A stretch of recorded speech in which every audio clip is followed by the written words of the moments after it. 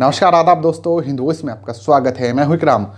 18 नवंबर को मथुरा में जो एक्सप्रेसवे पर एक सूटकेस में डेड बॉडी मिली थी एक लड़की की, उसकी शिनाख्त हो चुकी है और उसकी हत्या का खुलासा भी हो चुका है। जी हाँ, मारने वाला कोई और नहीं था, उसका अपना बाप था। उसका अपना बाप, उसने ही उसे गोली मारी थी और उसके बाद उसकी लाश को सूटकेस में भरकर दिल्ली से ले जाकर मथुरा में छोड़ आया था एक्सप्रेसवे पर।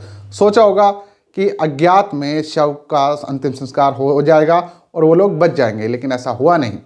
पुलिस ने पूरा खुलासा किया है। हत्या क्यों हुई, इसके पीछे की क्या वजह थी, इस पर बात करेंगे। लड़की कहाँ की रहने वाली थी, क्या करती थी, उसका क्या नाम है और उसकी हत्या क्यों की गई, ये सब आपको बताने वाला हूँ। लेकिन एक अपील है कि वीडियो अगर फेसबुक पर देख रहे हैं तो फेसबुक पेज को फॉलो कर सकते हैं, यूट्यूब पर देख रहे हैं तो चैनल को सब्सक्राइब कर सकते हैं। तो खबर यह है कि मथुरा में 2 दिन पहले जो एक सूटकेस में 22 साल के लगभग एक युवती की लाश मिली थी, डेड बॉडी, उसे लाल सूटकेस में भरकर वहां पर छोड़ा गया था एक्सप्रेसवे पर। पुलिस आई, हड़कंप बच गया। तकरीबन 14 पुलिस की टीमें गठित की गई इस पूरे मामले का खुलासा करने के लिए, लड़की की शिनाख्त करने के लिए। उसके बाद पुलिस ने अपने मुखबिरों की सहायता ली, उन्हें काम पर लगा दिया। खबर मिली कि दिल्ली के बदरपुर इलाके के आसपास से एक लड़की 2 दिन से गायब है। घर वालों ने गुमशुदगी की रिपोर्ट तक दर्ज नहीं कराई है। उसके बाद पुलिस कैसे तैसे उसके घर पहुंच जाती है और उसके बाद उसकी माँ और भाई आ जाते हैं पोस्टमार्टम हाउस। वो वहाँ आकर रोते हैं, बिलखते हैं और उसकी पहचान कर लेते हैं। मरने वाली का नाम आयुषी है। वो BCA की स्टूडेंट थी, यानी कि बैचलर ऑफ कंप्यूटर एप्लीकेशन उसका कोर्स कर रही थी। बताया जा रहा है कि वो कुछ दिन पहले घर से चली गई थी और जब वापस आई तो उसके पिता इतने नाराज़ हुए कि उसकी मारपीट की गई और उसके बाद उसके सीने से लगाकर गोली मार दी गई। और इस सब में उसकी माँ ने भी उसका साथ दिया, यानी कि मरने वाले की माँ ने, यानी दोनों पति पत्नी ने अपनी बेटी की हत्या कर दी। उसके बाद उसका शव को सूटकेस में रखकर मथुरा के राया इलाके में, जो कि एक्सप्रेसवे के पास पड़ता है, वहाँ ले जाकर छोड़ आए। उसके बाद 2 दिन पुलिस ने मेहनत की। 2 दिन मेहनत करने के बाद पुलिस उसके घर तक पहुंची। पहले पूछताछ की पुलिस वालों ने, लेकिन उसके बाद जब सख्ती से पूछताछ की कि आप लोगों ने गुमशुदगी की रिपोर्ट दर्ज क्यों नहीं कराई, उसके बाद उसके पिता टूट गए और उसकी सारी कहानी बयां कर दी। पुलिस ने इस पूरी हत्या का खुलासा करने के लिए तकरीबन 100 पुलिसकर्मियों को लगाया गया था।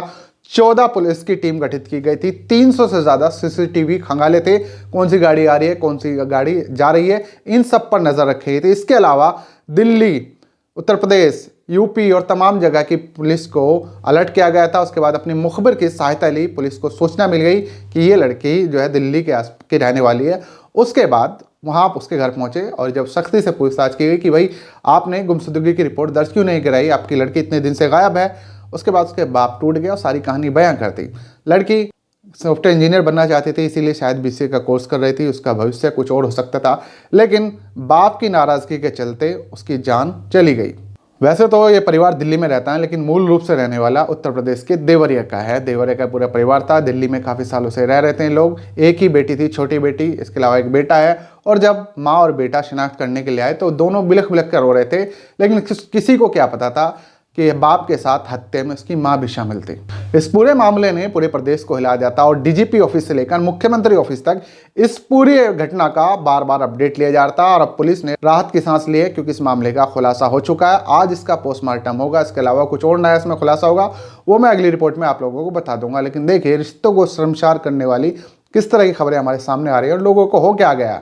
कोई किसी को मार रहा है तो इतनी बेदर्दी से मार रहा है कि किसी की गर्दन काट दे रहा है, किसी के लाश के इतने टुकड़े कर दिया जा रहा है। अभी आजमगढ़ से भी खबर आई थी कि उसके भी 5 टुकड़े किए गए थे। इसके अलावा इसको भी गोली मारी गई। दिल्ली का आफ्ताब वाला प्रकरण, श्रद्धा वाला प्रकरण, वो आप लोगों के सामने ही है। तो इस तरह की दिल को झकझोर देने वाली जो खबरें सामने आ रही है, ये किस तरफ जा रही है? कानून का डर क्यों नहीं है अपराधियों के अंदर? इस पर आप लोग नीचे कमेंट कर सकते हैं, वीडियो को ज़्यादा से ज़्यादा शेयर कर सकते हैं। फिलहाल इस मामले का खुलासा हो चुका है। इस मामले में गोदी मीडिया को कोई मौका नहीं मिला कि वो किसी तरह का इसको नफरती एजेंडे के रूप में वो चला सके। खैर, ये एक अच्छी बात है। नीचे कमेंट कर सकते हैं, वीडियो को ज़्यादा से ज़्यादा शेयर कर सकते हैं। मिलते हैं किसी नई खबर के साथ।